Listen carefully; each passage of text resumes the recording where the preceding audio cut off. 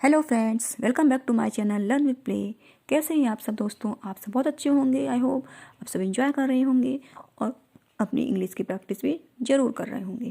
तो फ्रेंड्स, आज की इस वीडियो के माध्यम से मैं आपकी इंग्लिश को थोड़ा सा इन्हेंस करने की और कोशिश करूँगी। आपकी इंग्लिश में कुछ और नया ऐड करने की कोशिश करूँगी। तो चलिए फ्रेंड्स, जल्दी से शुरू कर लेते हैं इस वीडियो को। लेकिन इस वीडियो को फ्रेंड्स पूरा देखिएगा, स्किप बिल्कुल मत कीजिएगा। और अगर आपको पसंद आए तो जरूर एक लाइक कर दीजिएगा। चैनल पर नए हो तो सब्सक्राइब कर लीजिएगा और अपने फ्रेंड्स रिलेटिव के साथ शेयर करिएगा और अपने कमेंट्स में मुझे जरूर लिखिएगा। तो आज का हमारा पहला सेंटेंस है फ्रेंड्स, दरवाज़ा थोड़ा खुला है, उसे पूरा बंद कर दो। दरवाज़ा थोड़ा खुला है, इसको कैसे बोलें? The door is ajar, shut the door. दरवाज़ा बंद करने की फ्रेंड्स आपको मालूम होगी, आई होप आप सबको पता होगी शट द डोर होता है। लेकिन जब दरवाज़ा थोड़ा खुला है, इस सिचुएशन में इसको कैसे बोलें? तो वहाँ पे एक वर्ड होता है अजार।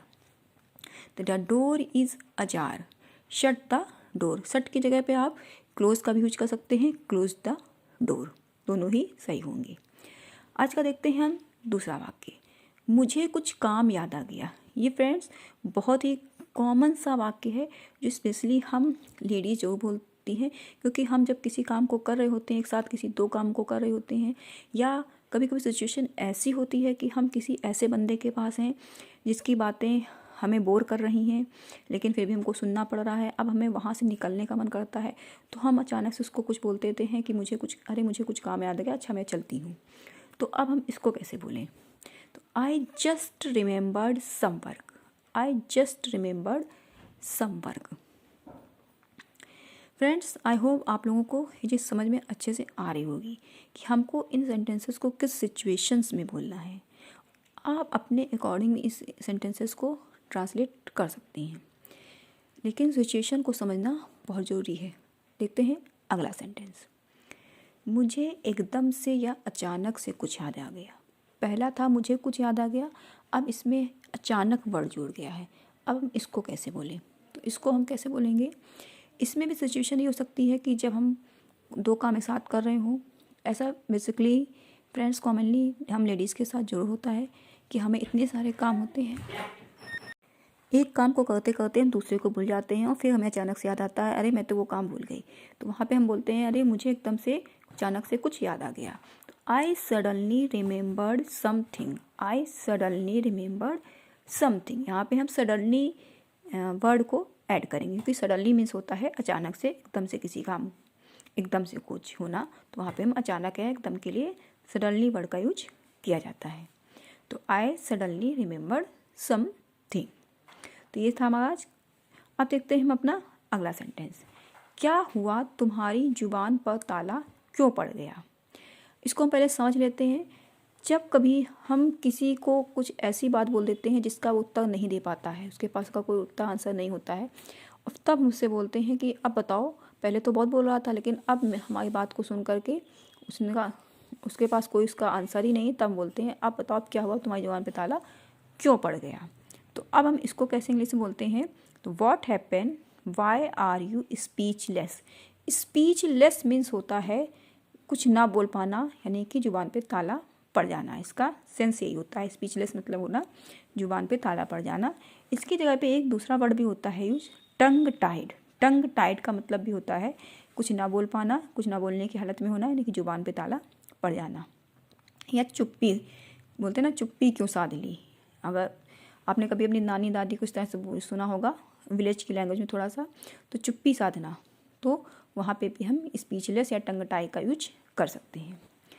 देखते हैं अगला सेंटेंस क्या है, दम है तो अब बोल कर दिखाओ, या हिम्मत है तो कुछ करके दिखाओ। इस तरह से बोलते हैं ना फ्रेंड्स, कभी बोला होगा आपने या सुना होगा। तो अब हम इसके लिए यहाँ पे क्या यूज करेंगे, उसको हम कैसे ट्रांसलेट करेंगे? तो so by speaking if you have guts, so by speaking if you have guts. Guts means होता है पावर, दम या हिम्मत। यहाँ पे आप इसकी गट्स की जगह पे पावर वर्ड का भी यूज कर सकते हैं। So by speaking if you have power. तो दोनों ही तरह से आप इसको ट्रांसलेट कर सकते हैं। फ्रेंड्स, आई होप आप लोगों के सारे सेंटेंस अच्छे से समझ में आ रहे होंगे, क्लियर हो रहे होंगे, इनका कॉन्सेप्ट क्लियर हो रहा होगा, इनके सेंस आपको समझ में आ रहे होंगे, तो आप इनको अपने अकॉर्डिंग ट्रांसलेट कर पाएंगे अच्छे से। अब आपको जो भी अपने अकॉर्डिंग जो सेंटेंस आप अपनी सिचुएशन के अकॉर्डिंग बोलने हैं, आप उनके अकॉर्डिंग इनको ट्रांसलेट कर पाएंगे। देखते हैं आज का अगला सेंटेंस। अमीर होने के बावजूद वह एक नंबर की कंजूस है। कुछ लोग फ्रेंड्स, ऐसा होता है, रियल में होता है, रियल लाइफ में हम बहुत से ऐसे एग्जांपल देखते हैं जो काफ़ी रिच होते हैं पर्सन, लेकिन वो फिर भी बहुत ही, मैं कहूँगी बहुत ही किफ़ायत से चलते हैं, या उससे भी जहाँ खर्च करने की ज़रूरत होती है वहाँ पे भी वो खर्च नहीं करते हैं, तो उनको हम बोलते हैं एक नंबर के कंजूस। तो अब इसको हम कैसे ट्रांसलेट करेंगे? Despite being rich she is a माइजर of first order. Number 1 मतलब पहले स्थान पर है, फर्स्ट ऑर्डर पे है। तो despite being rich she is माइजर of first order. माइजर means कंजूस होता है, सबको पता है। तो इस तरह से इसको हम ट्रांसलेट करेंगे। अब बात करते हैं आज के अगले वाक्य की। मेरे दिमाग का दही मत करो। ये स्पेशली सेंटेंस से फ्रेंड्स हम कभी कभी जब बहुत ज़्यादा फ्रस्ट्रेटेड हो जाते हैं, स्पेशली अपने बच्चों से, बच्चे इतना परेशान करते हैं, तब हम आप बोलते हैं कि मेरे दिमाग का दही मत करो। आपने भी कभी ना कभी बोला होगा। अब हम इसको इंग्लिश में कैसे बोलते हैं? Don't mess my mind. Don't mess my mind. मेरे दिमाग का दही मत करो या मेरा दिमाग मत खाओ। डोंट नैग माई माइंड भी बोल सकते हैं, मेरा दिमाग मत खाओ या मेरे दिमाग का दही मत करो। Don't miss my mind. Friends, अगर आपके बच्चे भी आपको परेशान करते हैं तो कमेंट बॉक्स में जरूर लिख करके मुझे बताइएगा। अब बात करते हैं आपके आज के अगले सेंटेंस की।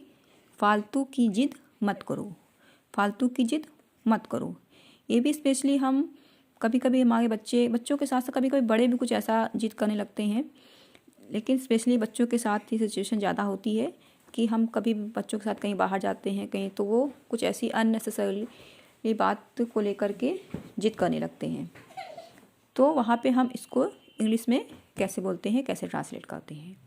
तो इसको हम इंग्लिश में कैसे बोलेंगे? फालतू की जिद मत करो। Don't insist unnecessarily. Don't insist unnecessarily. Unnecessarily word हमेशा वहाँ पे यूज होता है जहाँ पे कोई भी फालतू की चीज़ हो, फालतू की बात हो, फालतू का कोई काम हो, वहाँ पे हम अननेसेसरली वर्ड का यूज करके उसको ट्रांसलेट करते हैं। तो डोंट इंसिस्ट अननेसेसरली मतलब फालतू की जिद मत करो, फालतू की बकवास मत करो। तो डोंट टॉक अननेसेसरली, इस तरह से। नेक्स्ट वाक्य पे आते हैं, नेक्स्ट सेंटेंस को देखते हैं। फिलहाल इसे अभी रहने दो। फिलहाल इसे अभी रहने दो। अब हम इसको इंग्लिश में कैसे ट्रांसलेट करते हैं? फिलहाल इसे अभी रहने दो। तो इसको हम इंग्लिश में बोलते हैं let it be for the time being now. या इसको हम ऐसे भी बोल सकते हैं let it be now for the time being. Let it be now for the time being. तो फॉर फिलहाल के लिए हम यहाँ पे यूज करते हैं for the time being. For the time being means होता है फिलहाल। अभी रहने दो, लेट इट बी। इसे लेट इट बी नाउ, अभी let it be now for the time being. फिलहाल इसे अभी रहने दो। तो हम इसको इंग्लिश में इस तरह से बोलेंगे। आप इसकी जगह अपना कोई दूसरा सेंटेंस लेकर के ट्रांसलेट कर सकते हैं इसी तरह से। आइए बात करते हैं आज के अपने अगले सेंटेंस की। तो देखते हैं आज का अगला सेंटेंस क्या है फ्रेंड्स। तो आज का हमारा अगला सेंटेंस है मेरा बिस्तर लगा दो, मैं सोने जा रही हूँ। मुझे नींद आ रही है, मेरा बिस्तर लगा दो, मैं सोने जा रही हूँ। अब मेरा बिस्तर लगा दो, मेरा बिस्तर लगा दो हम कैसे बोलेंगे? इसको इंग्लिश बिस्तर लगाने को क्या कहते हैं? बेड मीन्स सबको पता है, बेड मीन्स बिस्तर भी होता है। बेड मीन्स जिस पर हम लेटते हैं, उसको भी कहते हैं। बेड के 2 मीनिंग्स होते हैं फ्रेंड्स। अब मेरा बिस्तर लगा दो तो make my bed, make my bed, I am going to sleep. Make my bed, I am going to sleep. मेरा बिस्तर लगा दो, मैं सोने जा रही हूँ। तो फ्रेंड्स देखा आपने, ये सारे सेंटेंस बहुत ही ज़्यादा बोले जाने वाले सेंटेंस हैं। इनको हम रोज़मर्रा की ज़िंदगी में बोलते हैं, सुबह से शाम तक कभी ना कभी बोलते ही होंगे।